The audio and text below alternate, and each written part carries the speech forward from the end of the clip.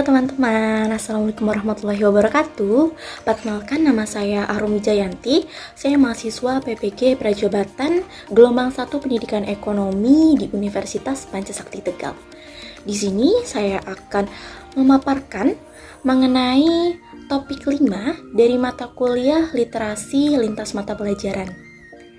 Mau tahu seperti apa? Kita cek yuk.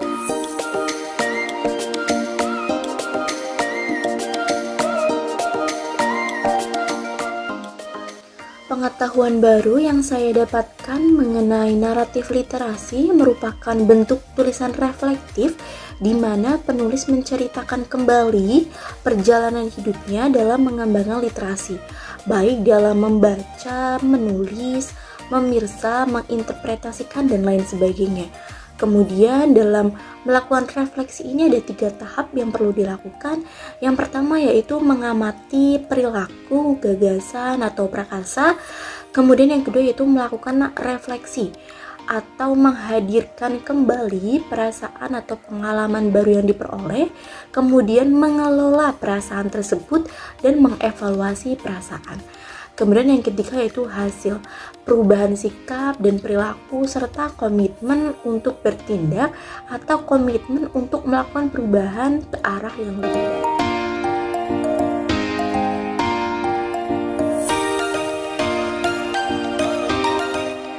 Baik, jadi perjalanan literasi saya tentu saja dimulai dari keluarga, dari ayah, dari ibu, dari kakak saya. Namun untuk perjalanan literasi atau perjalanan dalam mengembangkan literasi yang paling utama berasal dari kakek dan nenek saya, di mana kakek saya sering bercerita mengenai zaman penjajahan Indonesia, sedangkan nenek saya sering sekali bercerita mengenai dongeng-dongeng, mitos-mitos atau legenda-legenda yang ada di lingkungan sekitar. Yang paling saya ingat yaitu kakek saya kelahiran tahun 1942, sehingga saat beliau masih kecil ini sudah merasakan zaman penjajahan, sudah merasakan susahnya untuk sekolah, susahnya untuk makan, dan untuk kehidupan sehari-hari. Jadi sejak saya kecil sampai saya saat ini sudah kuliah pun, beliau selalu menceritakan tentang sejarah-sejarah Indonesia. Dan untuk pelajaran bagi saya agar terus menghargai setiap makanan yang ada, menghargai pendidikan, untuk terus berperilaku baik dalam kehidupan sehari-hari. Dan yang paling sering kakek saya ceritakan yaitu mengenai Gerakan 30 September Partai Komunis Indonesia atau G30 SPKI. Jadi setiap saya pulang sekolah, setiap saya pulang kuliah, atau setiap saya liburan, kakek saya selalu menceritakan tentang peristiwa ini, di mana ada 7 jenderal yang ditembak dan dibuang di lubang buaya. Karena apa? Karena kakek saya terus menceritakan ini karena efeknya itu bisa sampai ke Kabupaten Cilacap. Jadi walaupun kejadiannya jauh di Jakarta sana, namun dampaknya bisa sampai ke Cilacap. Salah satunya yang kakek saya sering ceritakan yaitu banyak tetangga-tetangganya atau teman-temannya yang kehilangan rumahnya dibakar, orang tuanya dibunuh dan diculik karena dianggap sebagai pengikut PKI. Di situ kakek saya terus menanamkan bahwa pentingnya kita untuk mencintai tanah air, untuk meningkatkan jiwa patriotis, dan untuk tidak mengkhianati negara.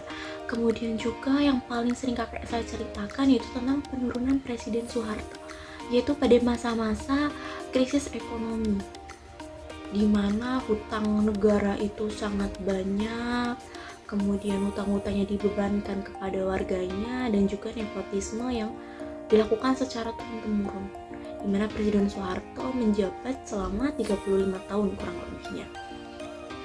Kemudian untuk nenek saya sering bercerita mengenai legenda-legenda, mengenai mitos-mitos. Salah satu yang ada di daerah saya yaitu Gunung Serandil atau Gunung Selok.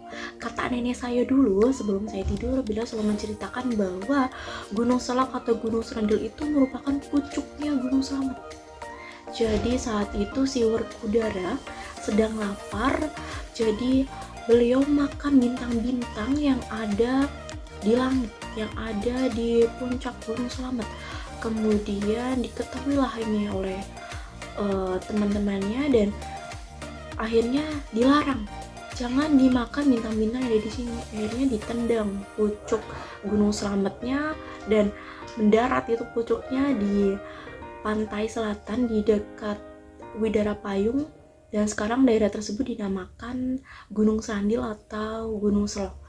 Nah, dari cerita-cerita itu, dari cerita dongeng, kemudian dari cerita penjajahan tersebut, saya mulai tertarik dengan literasi. Saya mulai membaca buku sejarah. Bahkan ketika saya SMA, saya mendapatkan nilai sejarah paling tinggi. Walaupun tidak untuk di ujian nasional kan, namun ketika ujian sekolah atau ketika penilaian akhir semester, saya mendapatkan nilai sejarah yang tinggi. Saya sangat menyukai sejarah karena menurut saya sangat menarik. Ini merupakan kisah yang tidak membosankan. Jadi ketika saya kelas 3 SMA, saya berniat untuk mengambil kuliah jurusan sejarah, namun tidak diperbolehkan, sehingga saya mengambil jurusan ekonomi. Dan dari pengalaman literasi ini, saya sempat mengikuti SBMPTN untuk masuk ke perkuliahan. Saya mengikuti tesnya di Gor Satria. Ini bukan tes SBMPTN yang dilakukan secara nasional, namun ini merupakan simulasi SBMPTN.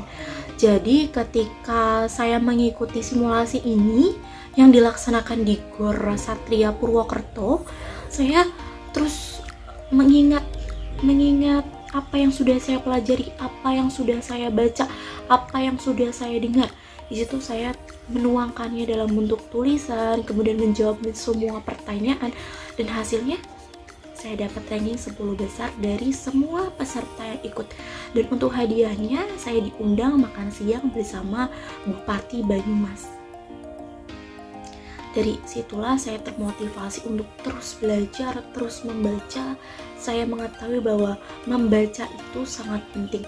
Membaca itu membuka jendela, membuka pengetahuan, dan menambah wawasan kita tentang berbagai hal.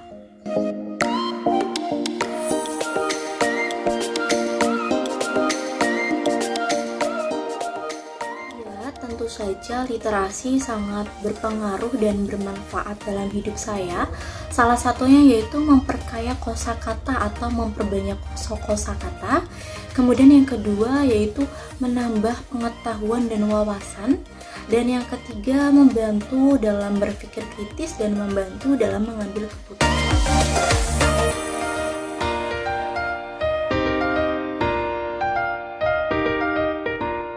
Sebagai seorang guru, hal yang paling ingin saya lakukan dalam mengembangkan budaya literasi atau dalam membudayakan literasi yaitu yang pertama, membiasakan peserta didik untuk membaca atau membiasakan untuk membaca buku di kelas, di perpustakaan, baik buku-buku fiksi, buku-buku pelajaran maupun buku-buku non-fiksi.